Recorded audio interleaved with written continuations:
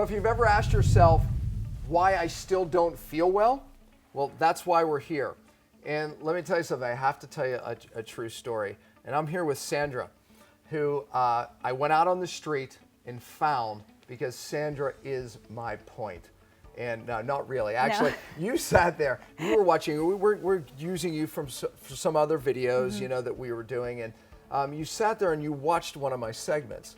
And you sat there and said, oh, my gosh, that's me. I was showing how the cell, you know, communicates with the, you know, the hormones can't communicate with the cell because of cellular inflammation. And literally, I came off the stage and she was basically like, oh my gosh, that's me. I was mind blown. Yeah. Mind blown at what I was listening to, because so much of what you were talking about is what I am experiencing on a daily basis. Yeah. Yeah, you made my point. And I kept saying, yeah, of course, your hair is falling out, of course. And how old are you, Sandra? I'm 31. 31. 31. Yeah. Yeah, and let me tell you something, you know, what I had said to you is, after you told my story, and you're going to tell them, I said, this is the epidemic. You know, this is what, you know, you would look at Sandra and say, she's healthy. Matter of fact, Sandra, you're a health coach, right? I am. Yeah. Dance teacher, yoga instructor. You exercise? Exercise every day. You told me your diet, you eat better than most people that I know, right? So you exercise and you said, well, but gosh, I can't lose this weight now that I said, you know. Correct, she looks like she doesn't need to lose weight, but believe me, I was there. When I was sick, I put on weight where I knew it was and something was wrong. And you said, doesn't matter how much I exercise, doesn't matter how I eat, I can't lose it. It's getting worse. I can't lose it, and I don't feel well. And I think that's the biggest thing. That's the biggest thing. You know, people, we all look different and we all have different shapes and sizes, and it's less about like what you look like, I believe, and more about what you feel like from the inside out. Yeah. And so. Well, tell them how you feel, because that is what you focused on. Yes. So a year ago, I was diagnosed with Hashimoto's, which is a thyroid disease. And I knew nothing about thyroid problems at the time. I was losing my hair, no energy, foggy brain, unexplained weight gain. Okay, you see why? I don't remember back on some of those videos, I talked about all those things. And so it's been a process, and a year later, some things have gotten better, but I still have the disease. I'm still experiencing, you know, weight issues and foggy brain issues, and your hair's falling out? My hair, it started growing back and then it stopped again. And so it's just really discouraging, and I deal with people every day trying to help them feel better. And, you know, it's a very frustrating process knowing that, like, I'm taking natural supplements and, you know, doing everything. What are you taking? Because this is, when she told me what she was taking, I said, of course you are, because this is what everyone's taking. Tell me what you're taking. I take a thyroid medication, Thyroid, which is a more natural form. It is a better thyroid, but we'll talk about that. Go ahead. And I take a multivitamin, a probiotic. Of course she does. Of course she does. Biotin, vitamin D3. Of course she does. I take supplements for my adrenals. Of course, she addressed the adrenals. Remember I said I was dressing my thyroid and my adrenals, and a probiotic, And I a bet? Yep. Probiotic. I mean, I have about 12 to 15 supplements I take a day. Did we take up at the fish oil? Or she's taking fish oil. Yeah, I know she's fish taking oil. Fish oil, of course you are. Yes. Yeah, so the point is most people are taking all of those things. DHEA is another one. That's because fish my oil, testosterone- basically. Is Yeah. that okay? Yeah. Oh, DHEA, that's the hormone. Yeah, that helps the hormone. So Yep. you're taking hormone cream, thyroid, you're taking fish oil. So she's taking these things that most people are taking. I think the thing that struck you the most is when I drew the cell, I talked about thyroid hormone not getting its message in the cell. And it doesn't matter how much of these things you take, if its message isn't getting in the cell, you're going, oh my God, yeah, that's me. Yes. Yeah. The biggest thing when you were drawing out that example was how you were saying the good can't get in and the bad can't get out. Right. And on a cellular level, it made so much sense to me when I was listening to what you were saying, because it finally brought things full circle for me as to why I can't feel better. Yeah, no doubt. Yeah, and cellular detox I bet you've done a lot of different detoxes. I have. I'm telling you, folks, I didn't make this up. She literally was really sitting here. I said I couldn't have found you on the street any better. I would have put out an article, an ad looking for a you.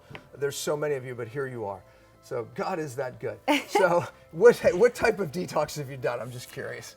Mostly food-oriented detoxes. So juicing, cleansing, yeah. And it's helped, but the problem is the sustainability. It can always, it's almost like a short-term fix to a long-term problem, I mean, I was told that I will have thyroid disease my whole life and I will have to take thyroid medication my whole life. And that's not something I'm comfortable with. You know, you didn't probably see this video, they have, but I talked about how most of those things are downstream from getting to the cell. And you saw that. I mean, you watched that little clip and you said, oh my gosh, I haven't got to the cell. And that's true. You know, you told me, before we got on here, Yes.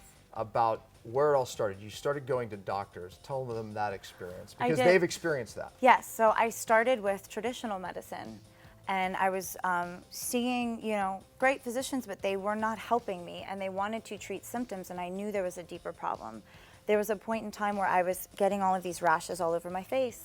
Went to the top dermatologists in the city. They said, it's your makeup, and I'm like, there's no way this is my makeup. And I went through this process of basically self-diagnosing myself to realize that, like, when I stopped eating a certain way, those rashes would go away. So then I went on the course of a naturopathic doctor of whom I love and I've had more success with, but there are still these underlining things. Right. So, you know, just because I said, oh, that's one of the suggestions we make. You took away gluten, right? I did. So I you took away exchanged the grains you were eating. You said I was eating quinoa and brown rice Yes. instead of some of the other grains. Right. Right. And I mean, no pasta, white rice, you know, white rice is gone. And no then the breads. rashes went away. Just that one shift. Yes. At least that went away. Okay. See, folks. I mean, look, diet is a part of this. However, the diet's only a part of this, because you can see you still aren't where you should be. Correct. Obviously. Correct. You know, and that's where you said, "Oh my gosh, no one's ever brought me to the cell." All right. So I want to bring you to the board. Okay. I tell them Let's do it. anything that's really important, I Yeah. bring to the board, because I really want you to understand it, and then I want you to we'll kind of just talk about it. Sure. I want you to ask me questions, because questions you have, they're going to have. So let's go to the board. Okay, Sandra, we're at the board. Yes. This is where the magic happens. Actually, this is what you saw first. This is what I saw that Exactly. changed my life in this So, moment. we bring them into the cell. You know, I mean, this is where it is. I mean, you know, we say that, you know, true detoxification has to occur at the cell. And I have a saying, I don't think you heard it, but if, you know, you won't get well until you fix the cell. And in I like that. her case, yeah, exactly. You're not going to get well till you fix the cell. You're not going to get well till you detox the cell. You know, and you've done a lot of things. Matter of fact, I loved it because you did everything that they did, right? I mean, Yep. you're taking all the same things. You know, and when I draw the cell, I draw the hormone receptors. You know, and part of this understanding is, you know, we can have hormones, we can take hormones, but the problem is when the hormone can't get its message in the cell, it doesn't matter. You're taking, what you said you're taking nature's thyroid? Nature thyroid, yes. Nature thyroid, which is better than most thyroids. It's more of a natural one. However, it doesn't matter, because again, I gave the example that you heard, pouring gasoline on the car, right? It's like, no, you have to get the gas in the car. But when these receptors are blunted, because toxins come in, and they literally blunt those receptors, drive inflammation. Now the thyroid can't get its message in the cell. And I want to bring up, for your sake, for her sake, a couple other points. Because I said, you know, this is why people get sick. I'm going to come back to this example in a minute. Okay. But I want to bring another example. I'm going to do a really bad job of drawing a stool. Camera guy just said, man, he draws perfect circles, but that one wasn't so good. Now that one's meant to be an oval. Okay, so this is a stool, a three-legged stool, right? Have you ever heard the analogy of a three-legged stool? No. Really? Okay, is it just me? No, no, okay, the analogy is this. You're gonna be like, oh, of course. If I take one leg away, what happens to the stool? Okay, gotcha. All right, so basically all three legs have to be there for Yes. it to be stable. Okay, this is, I think, a great analogy for how you ended up where you are. Yes. Okay, and possibly them. So, but it's also the solution too, okay? So you said Hashimoto's, right? Yes. So you have an autoimmune disease, okay? Autoimmune disease.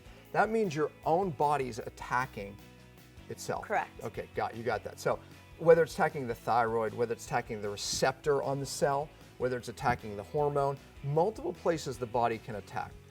This is actually a massive epidemic. As a matter of fact, most people have autoimmune, where their body's creating the cellular inflammation and they Okay. don't know it. And they're just not diagnosed until years down the road, because the testing is in the Stone Ages for autoimmune. So many people today, I mean, there's estimates that are really scary. 70-80% of the population has some type of autoimmune. I have a quick question. Mm-hmm. I was told when I was diagnosed that it could be genetic, and that also I'm of Lebanese descent, and that Lebanese women are prone to the thyroid And it's true. So are these things accurate? Okay, but here's the thing. First of all, the old dogma was your genes caused your disease. They got this education, you didn't. However, I'm going to give it to you now, and it will remind them. Look, we don't get sick because of our genes. I mean, there's some diseases that are strictly genetically driven, right?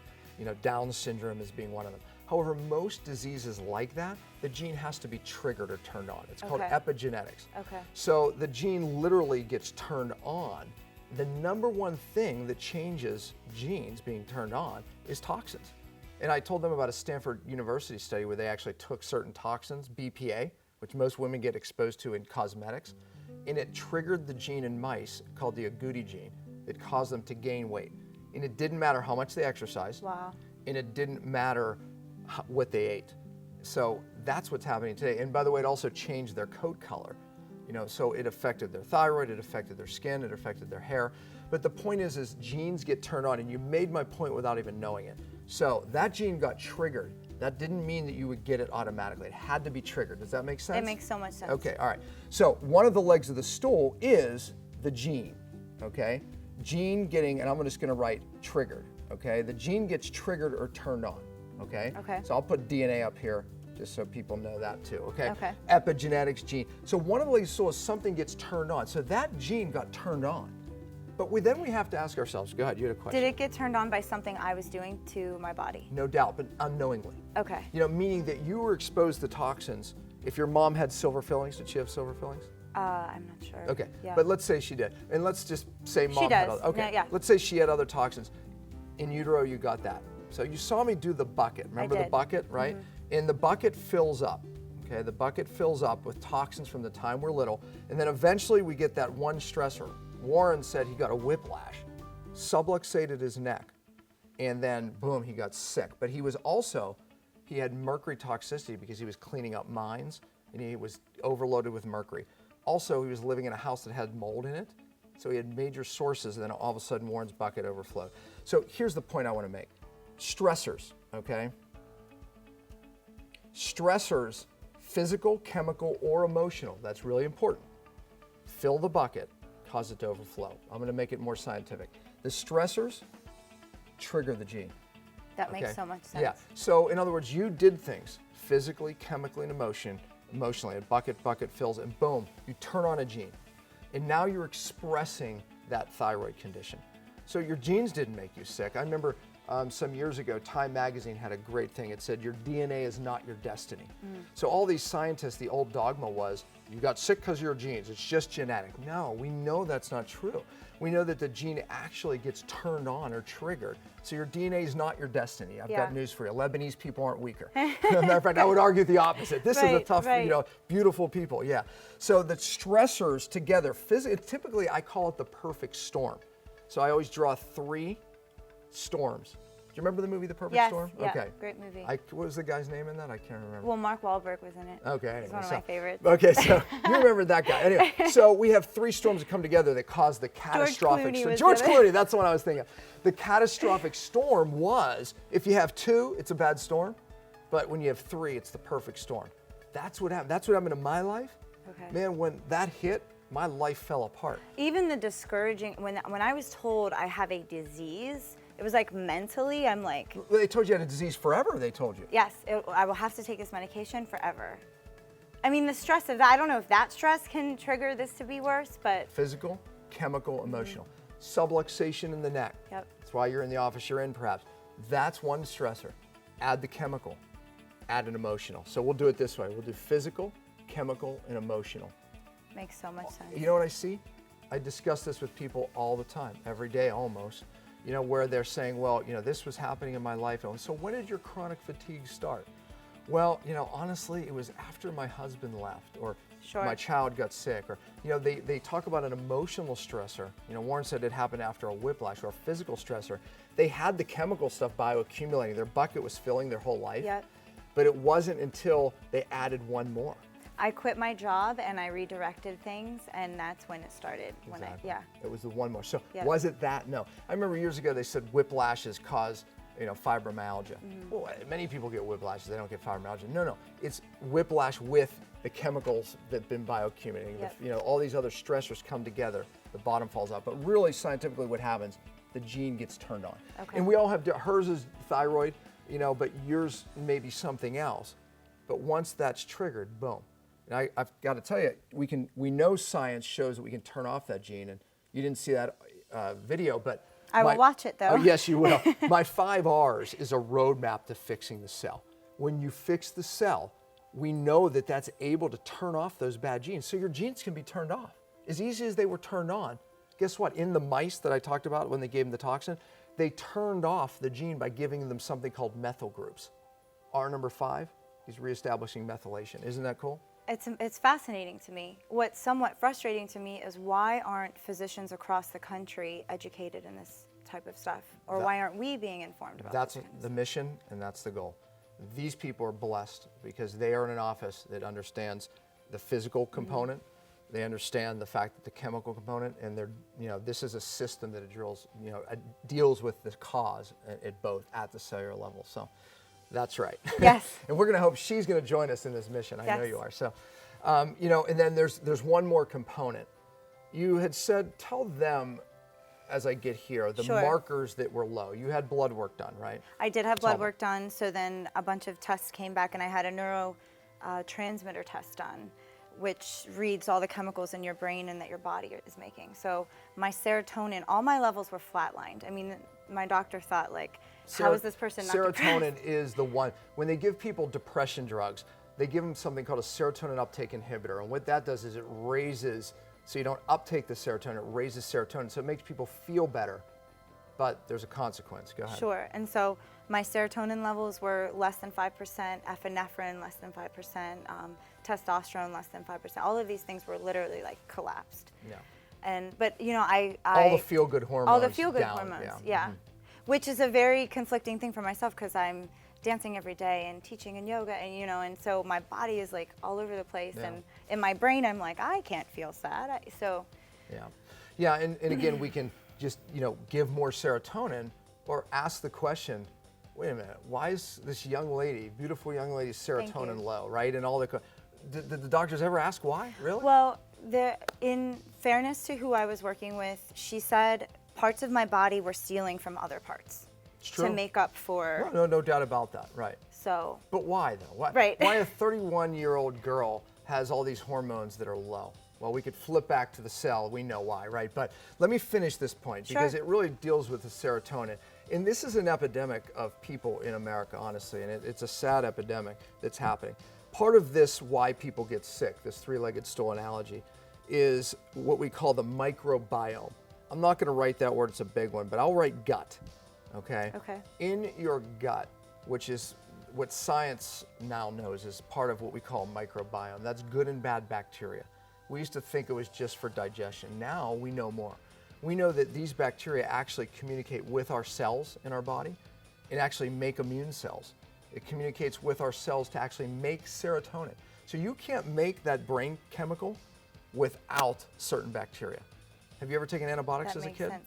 Yes, I was told, so I went through a period of time where I was on antibiotics for an excessive amount of time, and I was told this has contributed. I have an overwhelming amount of yeast in my body, bad bacteria, and so this is all kind of like the perfect storm. I hate to say it, but of course she does. Yeah. You know, because see, we grew up in this generation that I'm 50, you're 31, so definitely my generation, where they wanted to throw antibiotics at everything. Everything. Yeah, and you know, is there a time and is there a place? You know, I think we would argue yes, a time and a place, but every strep throat, every earache, what we've caused is a disruption in the gut, in this microbiome. So now we know that if we lower certain bacteria because we killed them off, even toxins from silver fillings that mercury goes down the gut, kills these bacteria. We get a disruption in that. In one of the videos, I talked about a chemical called glyphosate, which is used in like all of our conventional food. They're spraying it to harvest it, they're spraying it to kill weeds and stuff, but glyphosate also kills these bacteria. And when you do, it now interferes with the chemicals your brain needs to function. So when you kill bacteria here, believe it or not, now you can't make the chemicals or the neurotransmitters. You said I had a neurotransmitter test. You got excited. Yeah. Yeah. So you now don't make those neurotransmitters, those chemicals your brain needs to function. This is a big part of the autoimmune. Follow this. Okay. Okay, follow this. Here's the deal. Stick with us. Yeah, stick with this. So certain bacteria get destroyed, okay? These bacteria make a certain immune cell called a T regulatory cell. That immune cell's job is to tell your immune system it's okay to back off. That's opposite of autoimmune, right? In other words, her immune system's not getting the message to back off, so it's driving the inflammation process. Correct. With these bacteria in the gut, they communicate, they literally make these cells called T regulatory cells. So if you don't have enough of those bacteria, you don't make the T regulatory cells and your immune system's always in hyperdrive. Now, hers is autoimmune. Yours might be some type of allergy, hay fever, food allergy. And this is an epidemic. Kids allergic to every food, everything on the planet. This microbiome is part of it. And by the way, we know that if we can get these bacteria, not just a regular probiotic, so you're in the right place, we can also turn off those bad genes, you see. So the stressor, certain bacteria being missing can actually trigger genes too. But when we reestablish them, we can also get the immune system to back off. We can turn off certain genes. So you see, this is how you got there. Right. This has been disrupted. A regular probiotic is not going to be necessary to fix it. All these things that we do, getting rid of the toxins, getting rid of the stressors, this is what you need. We Sure. need to go upstream. And So- the fact that there's a cure is what blows my mind. Well, you know, the body's the only thing that cures, honestly. I mean, I always say, you know, I don't cure anything. The doctors in their office don't cure anything. The body has the ability to do that, heal itself. right? So there's no supplement, there's no drug that cures. But when we remove the interference, the body does the healing. Doesn't that make sense? Yeah, that So makes much sense to me. sense. I want to bring you to, I said I was going to bring you back here, and this Yes. is my final point, but it's a really important one. And it's because of what we talked about. T3 is the active hormone. Right. Okay, I'm going to draw it this way. T4 is typically the hormones that most people get from their doctor. Okay, so T4 is typically the one. That's the synthroid, the thyroxine. Okay. Well, T4 has to convert to T3. So even the natural one you're taking, it probably is mostly this, maybe a little bit of this. I'm not Okay. sure exactly which one you're taking, but the point is this conversion, when that doesn't take place, it doesn't matter how much hormone you're taking. Okay. So the doctors are giving this. Oh, and by the way, here's the bad part. When you take the hormone, your blood work looks better. So you go to, they give you the hormone, and then they measure your blood, and they go, look, it's working. And you're going, No, I don't feel any better. Right. Yeah, it's because either this hormone's not getting in the cell, which is part of it. We talked about that. But sometimes the conversion's not working. Okay. So, you know, did your doctor, you know, look at your liver function, because that's where the conversion's made. Even low selenium levels can have to do with that. Methylation that we talked about, R5, has to do with that conversion. So that conversion has to be made. And if you're not making it, you can take all the hormone you want and your blood work looks normal, you still don't feel well. Very important. So, you know, that's one thing. Now here's another one. You said you had some stress going on? Stress and foggy brain. Okay, let's talk about that. So,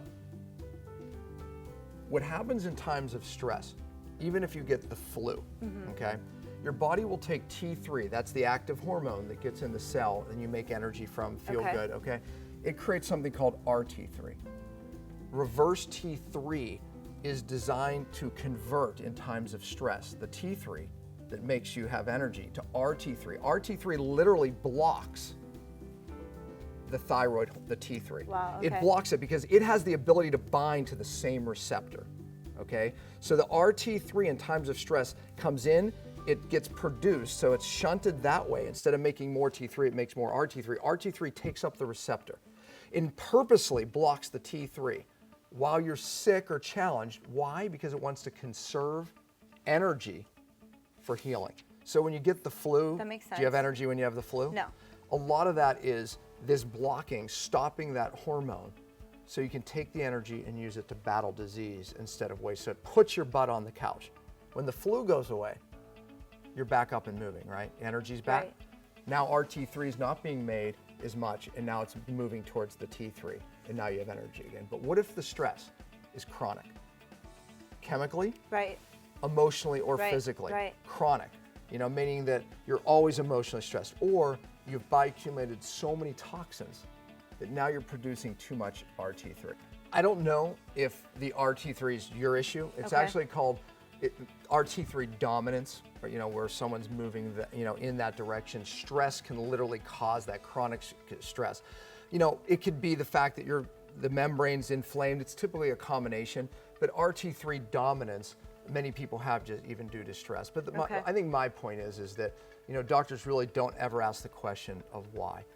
Toxic livers, it interferes with that conversion. Toxic cells interfere with the hormone getting in. And people take hormones, their blood work looks better, but they don't feel better. Ultimately, it is about detoxing the cell. You're actually getting teary-eyed, actually. No, it's because there's like light at the end of the tunnel. Yeah. So it's amazing. And Yeah, no, this is a real message, and you kind of made me get a little emotional, so I can't pull back here. But, it is, and that's the passion, that I have, because it's not about taking more hormones. It's not about, you're going to kill me here. I don't even know if I can finish. But it is about getting to the cell. And you know what? You'll get your life back, honestly, when you get to the cell. Thank you so much. Every bit of that makes a difference. So there you have it. No doubt about it. So. Yeah. Thank you. Yeah, you're welcome. Absolutely. So there it is.